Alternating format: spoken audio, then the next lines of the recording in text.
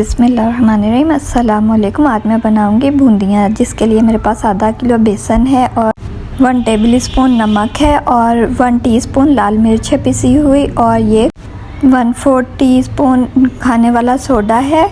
Mix करेंगे इसको और थोड़ा पानी डालकर इसको मिक्स करेंगे अच्छे से। आपको मेरी वीडियो अच्छी लगे लाइक शेयर सब्सक्राइब लाजमी कीजिएगा। ये देखिए इस तरीके से इसको मिक्स करना है और ये देखें ये इतना थिक चाहिए, ये देख रहे हैं ना आप, इस तरीके का होना चाहिए। यहाँ पे 15 मिनट रख दूँगी। 15 मिनट के बाद अब मैं ये मेरे पास ये 1 चम्मच है, अब मैं इसकी बूंदियाँ बनाऊँगी।